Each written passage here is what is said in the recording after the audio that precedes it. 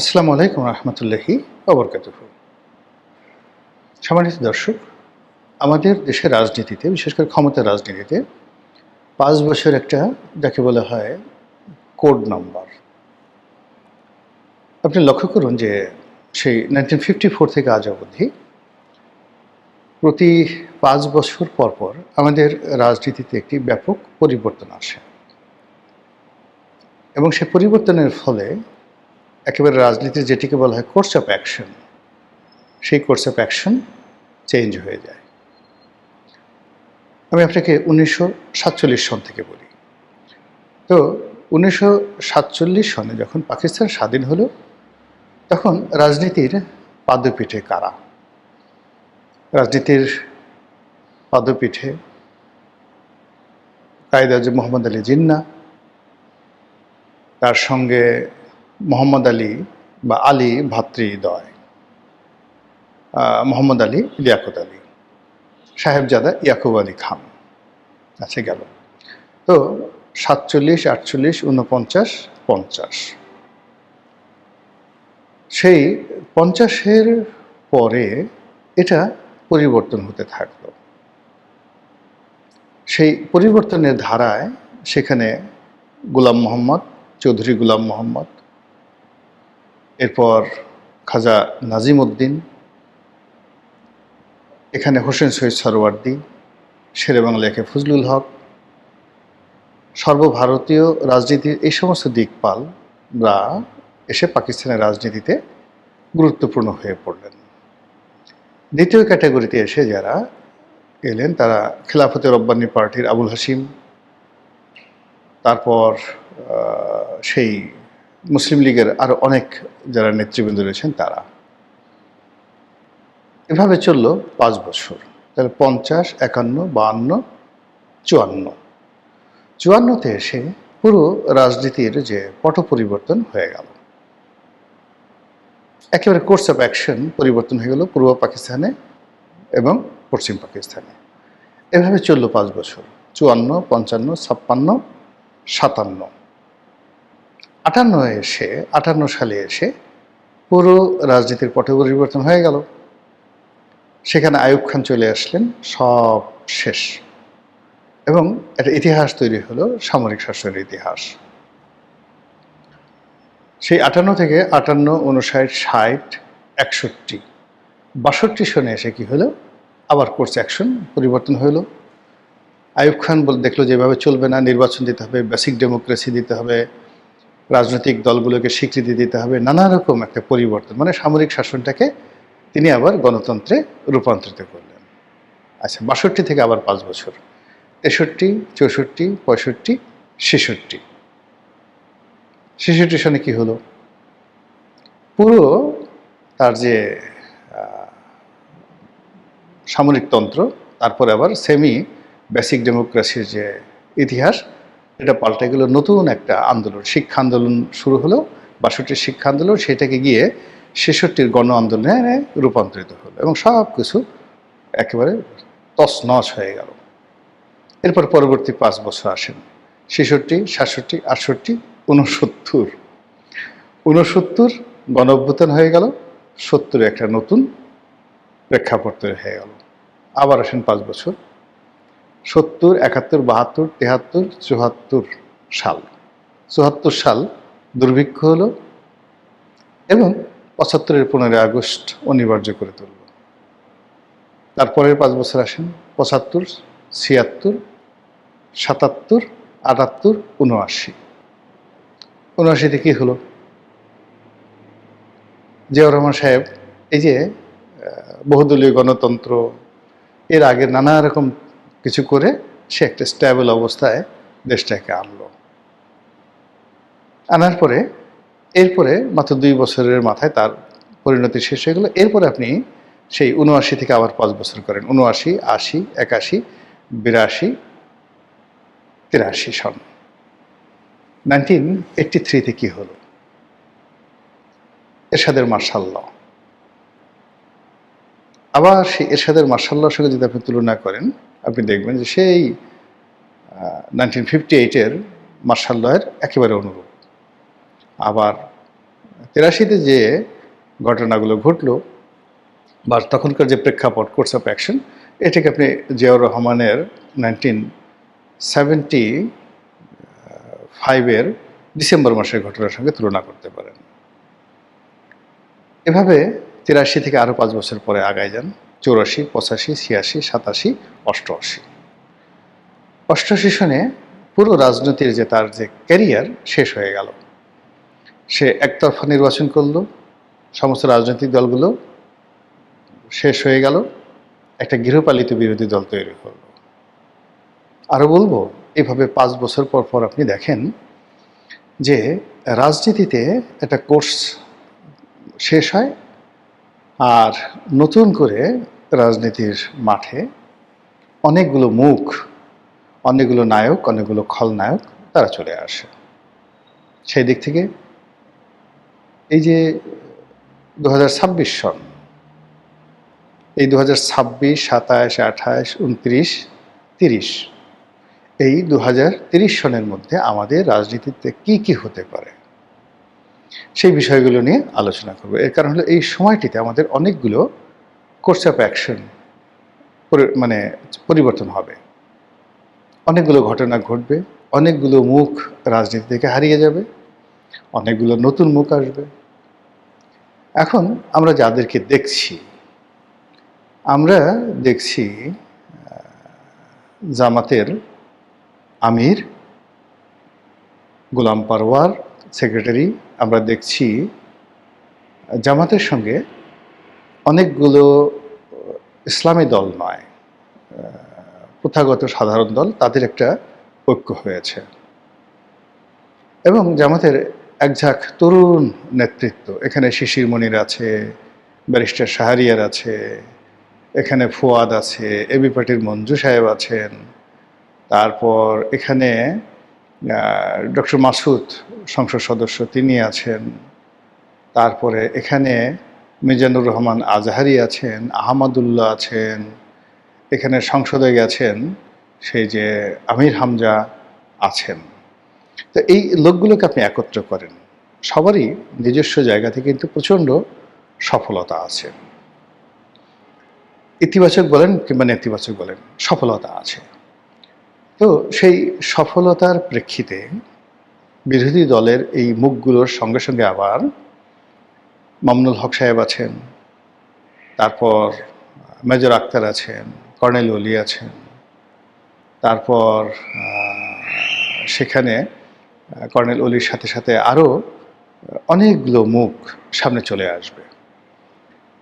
এরপর 11 দলীয় যে জোট, ঐক্যজোট, সেই 11 দলীয় ঐক্যজোটে হাসনাত আছে, সার্জিস আছে, তারপরে মাহফুজ আছে, আরও অনেকে আছেন। তো তাদের মধ্যে অন্তত যদি 10 জন লোক আপনি দেখবেন যে রাজনীতির সম্মুখ সারিতে খুব বড় নেতা হয়ে গেছেন, আবার বাকি যারা আছে তারা পেছনের সারিতে হারিয়ে গেছেন। বিএনপির মধ্যেও একই অবস্থা, এখানে তারেক রহমান, জাইমা রহমান, জোবাইদা রহমান এই পরিবারে, ওনার আপনজনের মধ্যে ওনার যে ব্যক্তিগত যে সহকারী সানি সে আছে, অপু আছে, নুরুদ্দিন অপু, মিয়া নুরুদ্দিন অপু আছে। তারপরে এখানে আমি দুটো শব্দ কিন্তু ব্যবহার করি, আমি যাদেরকে বলি আছে তারা আমার স্নেহভাজন, বয়সে ছোট, আর আমি অনেকে আছেন বলি, মানে তারা আমার সমপর্যায়ের বা সিনিয়র বন্ধু বান্ধব। এই জন্য মানে অনেক সময় কথার কারণে মনে হতে পারে যে লোকটি বেয়াদব কথা বলছে, মানুষকে সম্মান রেখে কথা বলছে না। যাই হোক, সেই জিনিসগুলো মানে আমি খেয়াল রাখি, যারা দর্শক তাদের জন্য আমি জিনিসগুলো বলছি। এর বাইরে যেটি আছেন সেটা হলো সালাউদ্দিন সাহেব আছেন, এরপর আইনমন্ত্রী আছেন, আসাদ আছেন, তারপর ডেপুটি স্পিকার আছেন, ব্যারিস্টার কায়সার কামাল আছেন, তারপর ব্যারিস্টার রুহুল কুদ্দুস কাজল আছেন, তারপর মানে এই ইয়াংদের মধ্যে যারা মোটামুটি এখন সরকারি দলের কর্তৃত্ব করছেন, যাদের হাতে মূলত ক্ষমতা। এর বাইরে ওনার বিশ্বস্ত যারা লোকজন আছেন, সে বিশ্বস্ত লোকজন এখনও লাইমলাইটে আসেনি, খুব দ্রুত চলে আসবেন।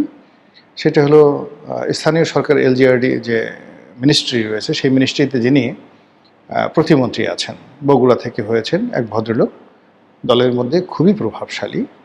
এই মুহূর্তে তাকে যাকে বলা হয় ডিফ্যাক্টো সাধারণ সম্পাদক বলা হয়। উনি আছেন। এরপরে চিফ হুইপ যিনি আছেন তিনি আছেন। শহীদুদ্দিন চৌধুরী আনি তিনিও আছেন, জহিরুদ্দিন স্বপন আছেন।